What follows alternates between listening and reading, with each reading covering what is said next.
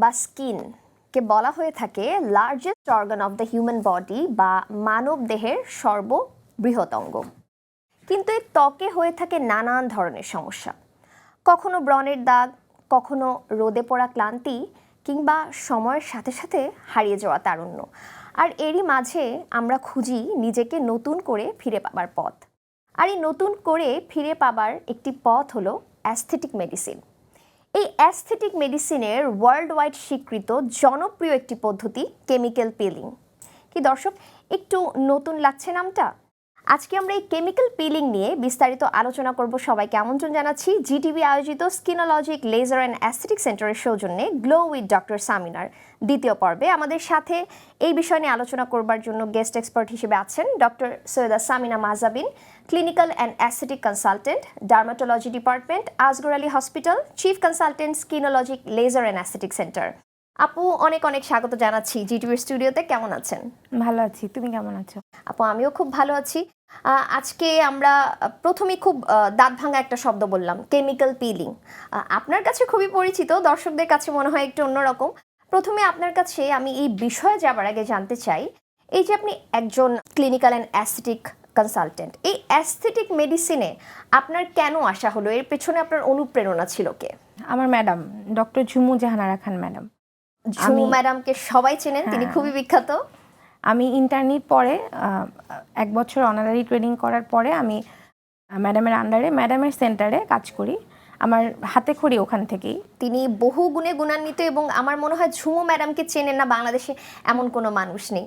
আচ্ছা, এই যে অ্যাস্থেটিক মেডিসিনের একটি খুব জনপ্রিয় পদ্ধতি কেমিক্যাল পিলিং, প্রথমে আপনার কাছে একটু জানতে চাই কেমিক্যাল পিলিং আসলে কি? কেমিক্যাল পিলিং এটা এখন খুব জনপ্রিয় একটা ট্রিটমেন্ট। এটা হলো একটা কেমিক্যাল সলিউশন যেটা খুব নিয়ন্ত্রিতভাবে আমরা স্কিনের উপর প্রয়োগ করি, যার মাধ্যমে ডেড সেল লেয়ার সরে গিয়ে, মানে পুরানো লেয়ার সরে, স্কিনের পুরানো লেয়ার সরে একটা নতুন লেয়ার তৈরি হয়। আপু, এই যে কেমিক্যাল পিলের কথা আপনি বলছেন, নিশ্চয়ই এটা একটা মেডিকেটেড প্রসিডিওর, আমরা তো আসলে সবার উপরে করব না। তাহলে কেমিক্যাল পিলটা কখন করব, কেন করব? এটা অ্যাকচুয়ালি অনেক ধরনের সমস্যার জন্য আমরা এখন করে থাকি। যেমন ব্রণের জন্য করি, ব্রণের স্পটের জন্য করি, আবার ব্রণের পরে যে স্কার হয় সেটার জন্য করা হয়। আমরা এটা রোগী বুঝে, মানে কার কীরকম সমস্যা সেটা বুঝে আমরা পিলিংটা প্রয়োগ করি, এবং এক একজনের স্কিনের জন্য আমরা এক এক ধরনের পিলিং সাজেস্ট করে থাকি। আচ্ছা, তাহলে আপু এই যে বললেন এক এক ধরনের স্কিনের জন্য এক এক ধরনের পিলিং, এই পিলিং কি কি টাইপের হয় এবং আসলে কখন কোনটা সাজেস্ট করে থাকেন? অনেক টাইপের হয়, যেমন স্যালিসাইলিক অ্যাসিড পিলিং হয়, গ্লাইকোলিক অ্যাসিড পিলিং হয়। কারো যদি অ্যাকনি থাকে সেই ক্ষেত্রে আমরা এক ধরনের পিল সাজেস্ট করি। অ্যাকনি স্পটের জন্য আমরা মেলাজমার জন্য পিল করি, আর মেলাজমার জন্য মেলাজমা পিল অনেক বেশি জনপ্রিয়, এখন এটা করতেই হয়। এক একটা প্রবলেমের জন্য এক এক ধরনের পিল আমরা সাজেস্ট করে থাকি। আচ্ছা আপু, আমি যদি সোজা কথায় বঙ্গানুবাদ করি, মানে কথাটা অনুবাদ করি, পিল এর বাংলা কিন্তু আমরা বলি যে ছেলা বা ছিলকা, আমরা বলি না কলার ছিলকা বা পিল। তো এখানে কি আসলে এই পিলিং এর সাথে চামড়া উঠে যাওয়ার একটা সম্পর্ক আছে বলে কি এরকম নামকরণ করা হয়েছে? পুরোপুরি এরকম না, কিছুটা এরকম। পিল যেহেতু আমাদের আউটার লেয়ারটা উঠে গিয়ে নতুন একটা লেয়ার হবে, মানে ডেড স্কিন লেয়ার, ডেড লেয়ারটা উঠে নতুন একটা লেয়ার হবে, কিছুটা এরকম বলা যায়। আপু, আপনি এখানে কিছু সলিউশনের কথা বলেছেন, কেমিক্যাল সলিউশন। এই সলিউশনগুলো কি আমাদের দেশেই অ্যাভেলেবল, নাকি এগুলো আপনাকে বাইরে থেকে আসলে নিয়ে আসতে হয়? না, এখন তো দেশে অ্যাভেলেবল। এখন বিভিন্ন ধরনের কোম্পানি আছে যারা এইসব পিলিং আমাদেরকে সাপ্লাই দিচ্ছে, অনেকে বাইরে থেকেও আনে। এই কেমিক্যাল প্রসিডিওরটা কি আসলে সেফ? কেমিক্যালের কথা শুনলেই তো মানুষের একটা ভয় চলে আসে যে মুখের মধ্যে কেমিক্যাল দিব, আবার স্কিন নষ্ট হয়ে যাবে কিনা। তো এটা আসলে কতটুকু সেফ প্রসিডিওর? এটা সেফ, যেহেতু ওয়ার্ল্ড ওয়াইড একটা জনপ্রিয় ট্রিটমেন্ট এবং ওয়ার্ল্ড ওয়াইড অ্যাপ্রুভ ট্রিটমেন্ট, এটা সেফ। তবে এটা সেফটি অনেক কিছুর উপর ডিপেন্ড করে, যেমন আমি কার কাছে করছি এটার উপর, মানে কেমিক্যাল পিলিংটা কে করছে, কার স্কিনে করছে এবং কি সমস্যার জন্য করছে, এটার উপর অনেকটা কেমিক্যাল পিলিংয়ের সেফটি ডিপেন্ড করতেছে। মানে এক্সপিরিয়েন্স হ্যান্ড হইতে হবে, মেডিকেল সেট আপ হইতে হবে, হাইজিন মেনটেন করতে হবে, দেন আফটার কেয়ারটা খুব ভালো হইতে হবে, তাহলে কেমিক্যাল পিলিং সেফ। নিশ্চয়ই কোনো কেমিক্যাল বা কনসেন্ট্রেটেড যেটাই হোক, সেটা তো আসলে পরিমাণ কতটুকু দেয়া লাগবে, এটা তো এই বিষয়ে যথেষ্ট নলেজ না থাকলে আসলে এটা করা পসিবল না।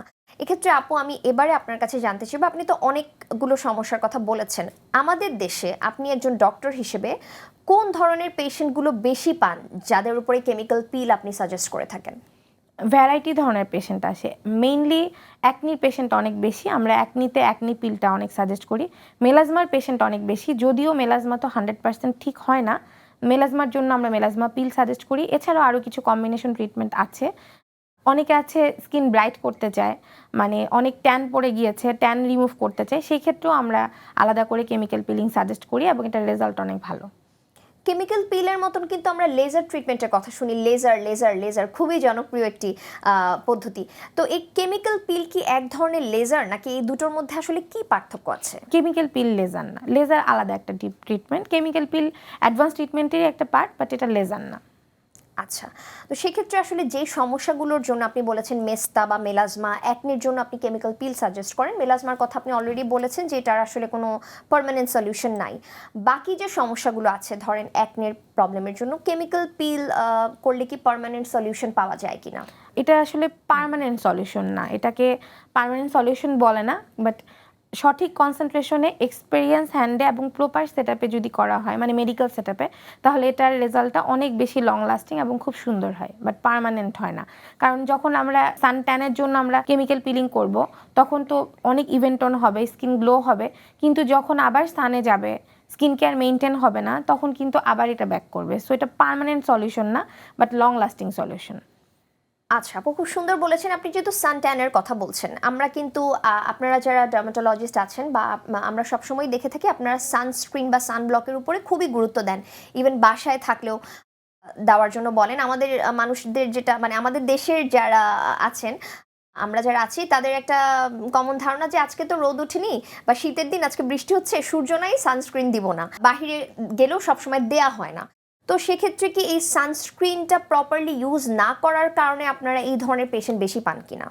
সানস্ক্রিন ইউজ না করার কারণে এই ধরনের পেশেন্ট অনেক বেশি হয়।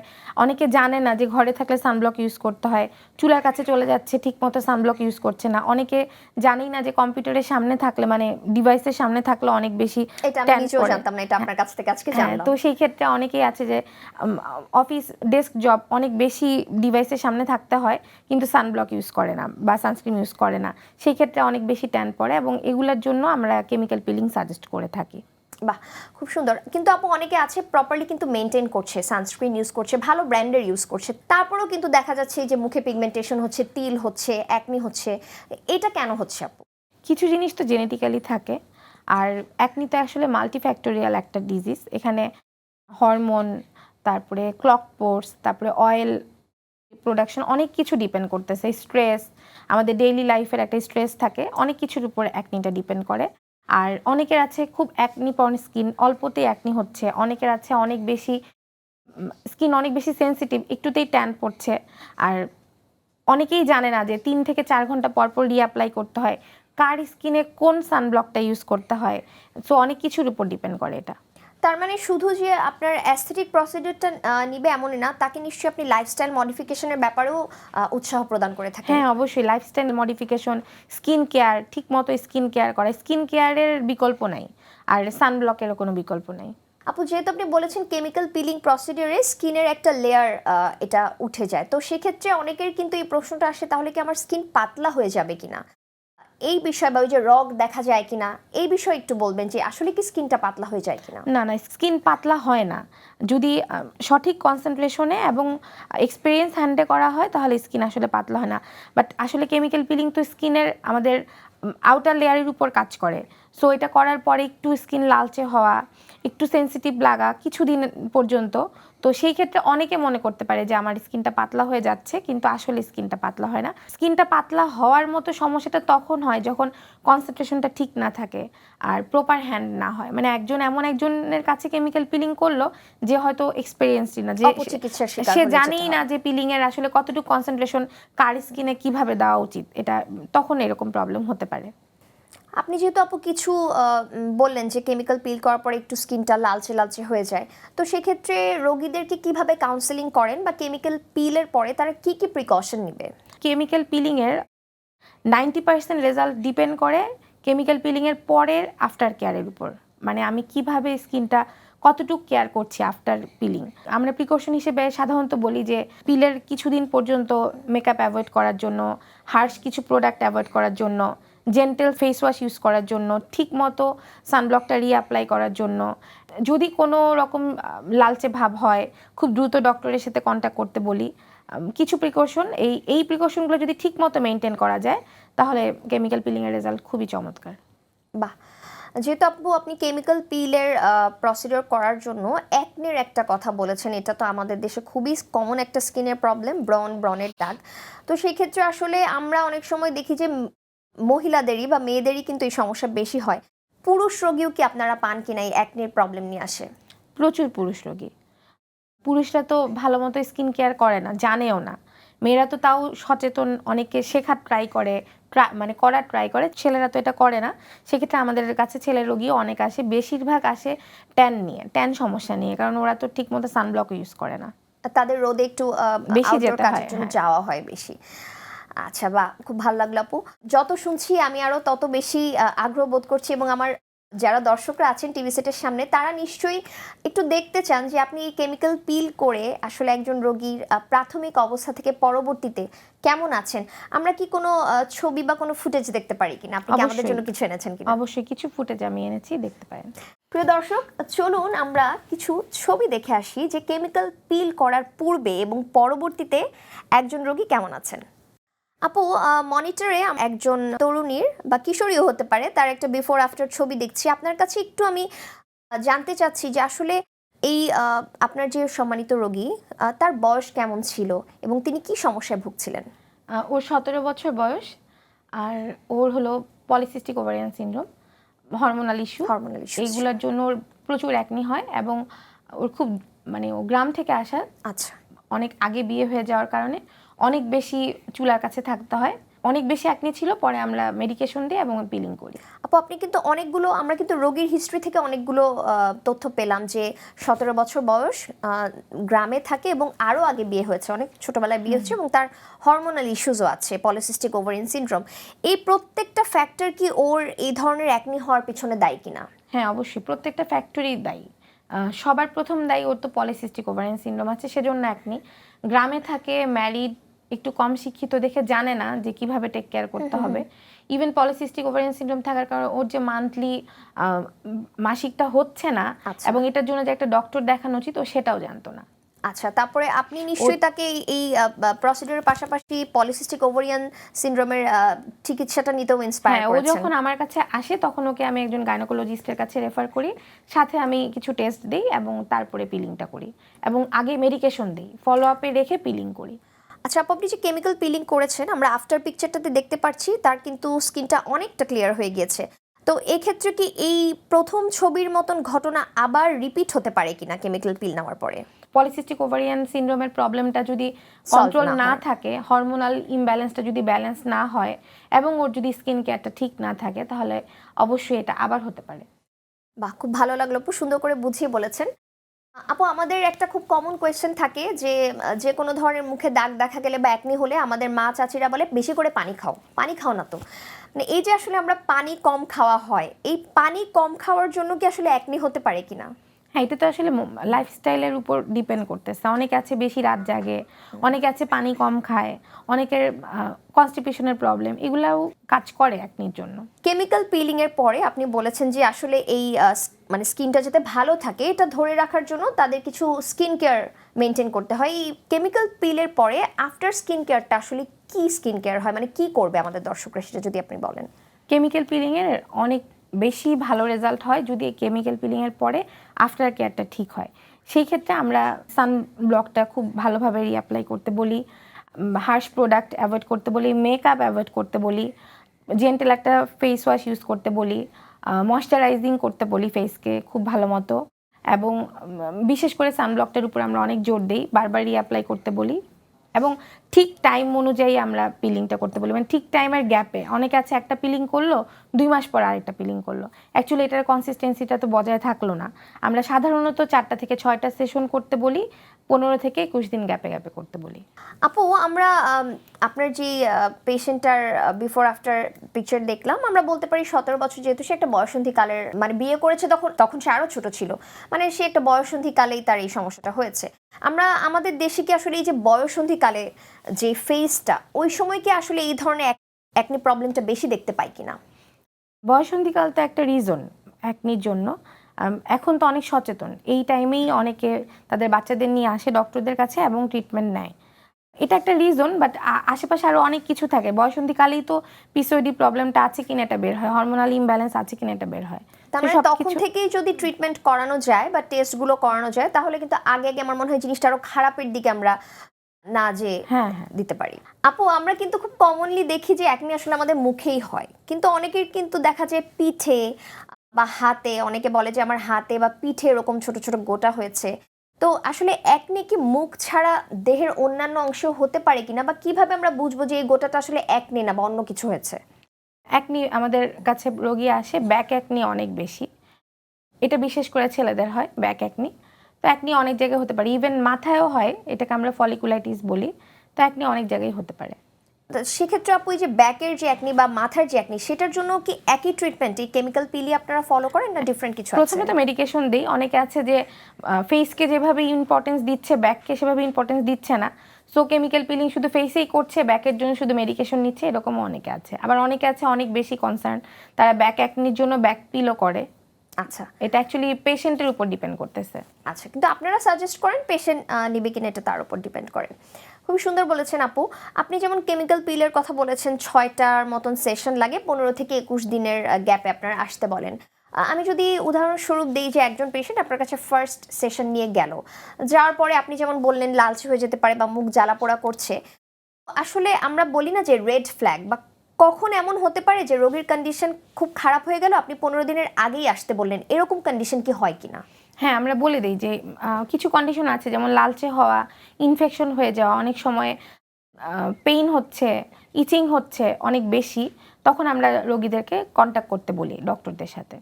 আচ্ছা, এবং সেক্ষেত্রে আপু আপনি যেহেতু বলেছেন, আমরাও জানি যে এখন কিন্তু খুব ছোট বয়স থেকে 14-15 বছর বয়স থেকেই ছেলেমেয়েরা খুব সৌন্দর্য সচেতন, স্কিনের প্রতি কনসার্ন, যেটা আগে ছিল না। তবে কেমিক্যাল পিল যেহেতু একটা কেমিক্যাল প্রসিডিওর, তো এটা আসলে সব বয়সে কি সেফ কিনা, এটাও কি ছোট বয়স থেকে কি নেওয়া সম্ভব? সব বয়সে সেফ এমন না, আমি কার উপর পিলিংটা করছি এটা যেমন ডিপেন্ড করে, আবার সব ধরনের পিল সব বয়সের জন্য সেফ না। পিলিং সেফ, কিন্তু সব ধরনের পিল সব বয়সের জন্য সেফ না। এটা অ্যাকচুয়ালি আমাদের পেশেন্টের উপর ভ্যারি করতেছে। আমরা পেশেন্টের ইন্ডিকেশন দেখে চুজ করব যে আমরা কোন পেশেন্টকে কোন পিলটা করব। আচ্ছা আপু, আমি একটু আপনার কাছে জানতে চাই, এই যে কেমিক্যাল পিল প্রসিডিওর তো আপনি নিশ্চয়ই করে থাকেন সব সময়, এটা আসলে কিভাবে করা হয়, এটার একটা ডকুমেন্টারি যদি আমরা দেখতে পারি, আপনি কি আমাদেরকে কিছু দেখাতে চাচ্ছেন? হ্যাঁ, এরকম একটা ডকুমেন্টারি আছে। প্রিয় দর্শক, চলুন ছোট্ট একটা ডকুমেন্টারি কেমিক্যাল পিলের উপর আমরা দেখে আসি।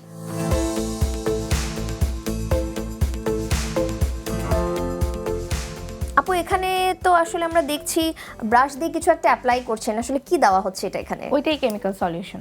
আচ্ছা, এই সলিউশনটা লাগানোর পরে তারপরে কি করে থাকেন আপনারা? আমরা তো দেখলাম এখানে সলিউশনটা লাগিয়েছেন। এটা টাইম, মানে এক একটা পিলের জন্য এক এক ধরনের টাইম আমরা ফিক্স করি। কোনো পিল হয়তো একটা নির্দিষ্ট টাইম ডিপেন্ডেন্ট পিল থাকে, যে এই টাইমের পরে আর ওই পিলটা আমরা মুখে রাখতে পারবো না। পিল আবার কোনো পিল আছে টাইম ডিপেন্ডেন্ট পিল না, আমরা কিছু পিল পেশেন্টকে বলি মুখে লাগাই, বলি যে 6 ঘন্টা পর ধুবেন বাসায় গিয়ে, এরকমও বলে দিই। এটা অ্যাকচুয়ালি পিলের পানি দিয়ে ধুয়ে ফেলবেন, পানি দিয়ে ধুবেন। ভ্যারিয়েশনের পিলের বিভিন্ন ধরনের ভ্যারাইটি আছে, সেটার উপর ডিপেন্ড করে। সে কি ওটা তাহলে মুখে নিয়ে বাসায় চলে যেতে পারবে? অনেক পেশেন্টকে আমরা এটা বলি, যেহেতু 6 ঘন্টা সেন্টারে স্টে করা পসিবল না, সেক্ষেত্রে আমরা বলি যে 6 ঘন্টা পরে আপনি মুখ ধুবেন এবং তারপরে কি করবেন এগুলো সব আমরা বলে দিই। আপু, এখানে আমরা ডকুমেন্টারি দেখছি যে পেশেন্টটা, ওনার মুখে কিছু লাল লাল যে স্কারগুলো বা স্পটগুলো কিন্তু লালচে, এটা আসলে কি অ্যাকনি না লাল তিল? অ্যাকনি, এটা অ্যাকনি, লাল তিল না এটা। আচ্ছা, এটা কি তার প্রথম সেশনের ভিডিও, মানে প্রথমেই এইভাবে এসেছে না কয়েকটা সেশন নেওয়ার পরে? এটা সেকেন্ড সেশনের। প্রথম আচ্ছা। সেশনে আরেকটু অ্যাকনি বেশি ছিল। আপু, এই যে কেমিক্যাল পিল আপনি করছেন, আমাদের দেশে যারা এক্সপার্ট যারা আছেন করছেন, তো এটা আসলে বলেছেন তো 6টা সেশনের মতো লাগে, এটি আসলে কতটুকু ব্যয়বহুল, বা যারা আমাদের দেশের জনসাধারণ আছেন, মধ্যবিত্ত আছেন বা নিম্নবিত্ত আছেন, তাদের নাগালের মধ্যে কিনা? এখন তাদের নাগালের মধ্যে কিনা এটা তো ডিপেন্ড করবে এক একটা সেন্টারের উপর। আমার সেন্টারে এটা, যেহেতু আমি মিডল ক্লাসদেরকে বেশি সার্ভিস দিতে পছন্দ করি, এমন না যে আপার ক্লাসটা নেয় না, বাট আমাদের সেন্টারে মিডল ক্লাসটা বেশি ট্রিটমেন্ট নিতে পারে, যেহেতু অ্যাফোর্ডেবলের মধ্যে আছে, সো এটা পসিবল। বা এটা জেনে খুব ভালো লাগলো। এটা দর্শক আপনাদের জন্য বেশি গুরুত্বপূর্ণ তথ্য যে আপনাদের এই ধরনের সমস্যা হলে আসলে আপনারা কোথায় যাবেন, কোথায় আপনাদের সক্ষমতার মধ্যে করতে পারবেন, এটা নিশ্চয়ই আপনারা জানতে পারলেন। এবং আপু আমি আরেকটু জানতে চাই, এই যে আপনি অ্যাস্থেটিক মেডিসিন ফিল্ডে আছেন, আপনি আসলে এখানে কাজ করতে কতটুকু আনন্দ বোধ করেন, বা আপনার আসলে কি কি কোনো প্রতিবন্ধকতা এসেছে কিনা এখানে কাজ করতে গিয়ে? অ্যাস্থেটিক মেডিসিন পছন্দ করি দেখেই তো আসা। আমি যখন ইন্টার্নি শেষ করে ঝুমু ম্যাডামের আন্ডারে কাজ করি তখন থেকে এটা আমার খুব পছন্দ।